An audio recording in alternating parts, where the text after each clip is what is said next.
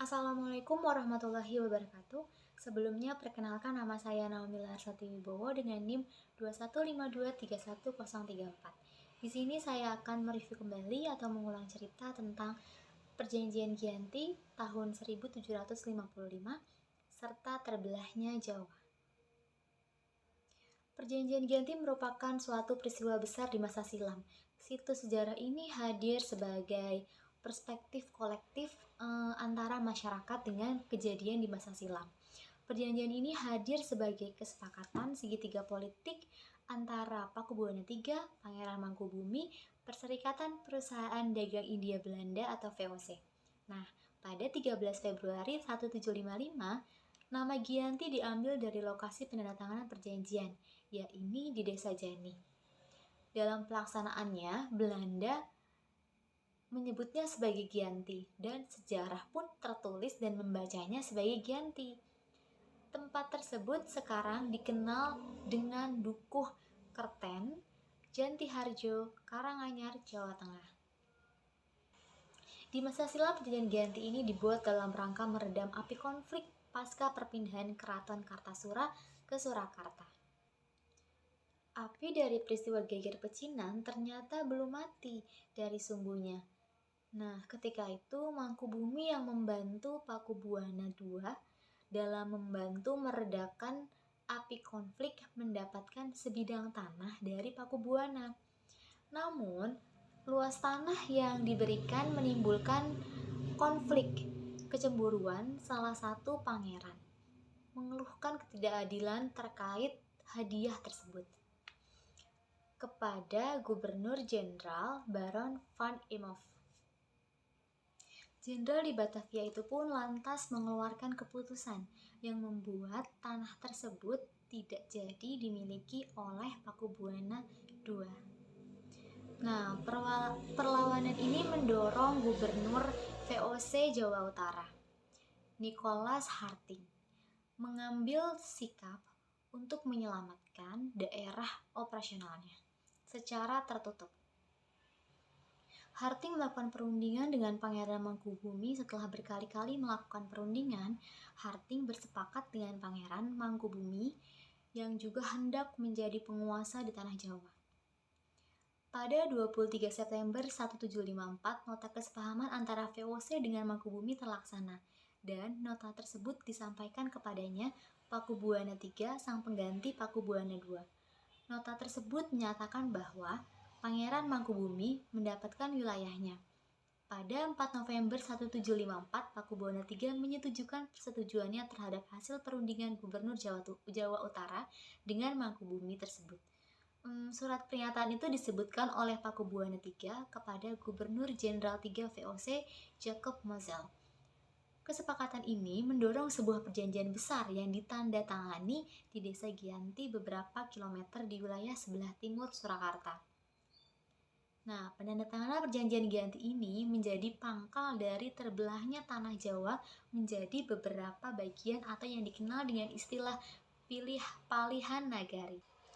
Hal ini menjadi awal mula naik tahtanya Mangkubumi di Yogyakarta sebagai Sri Sultan Hamengkubuwono I dengan gelar Senopati ing Ngalogo Sayyidin Panatigomo Khalifatullah.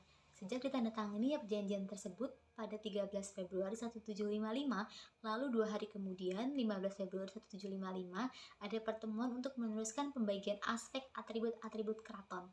Kris yang menjadi pusat diserahkan kepada Sultan Hamengkubuwono I.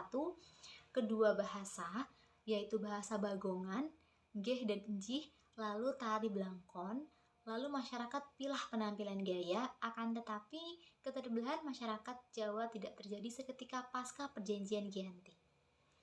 Bahasa karena pengaruh lingkungan dan tidak tahu perubahannya.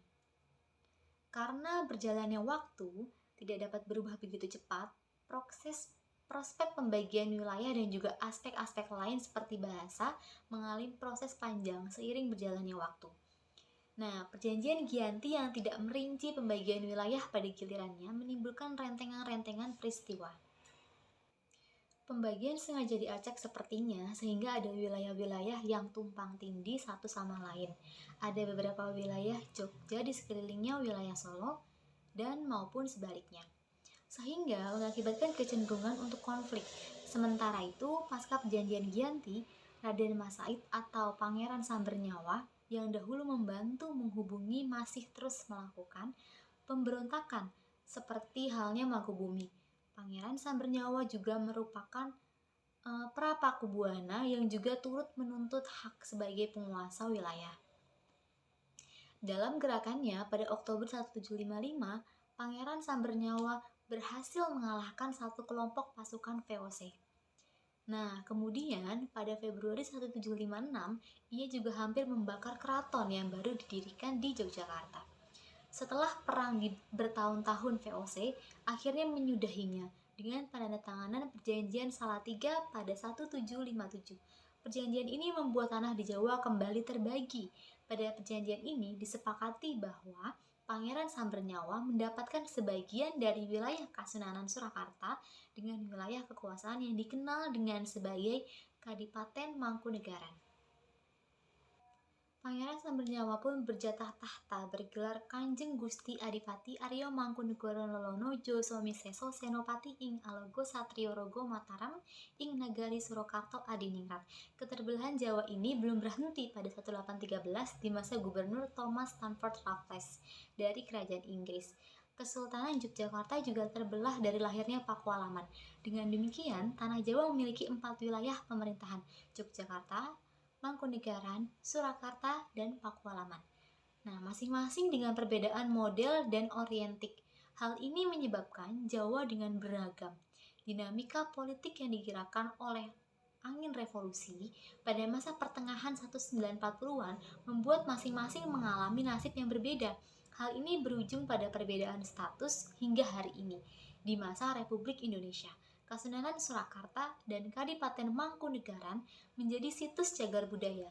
Sementara wilayah Yogyakarta yang di dalamnya juga terdapat Pakualaman menjadi daerah istimewa. Sekian cerita review saya mengenai video YouTube tentang Perjanjian Giyanti 1755 serta terbelahnya Jawa. Apabila ada salah kata saya mohon maaf. Wallahu a'lam. Wassalamualaikum warahmatullahi wabarakatuh.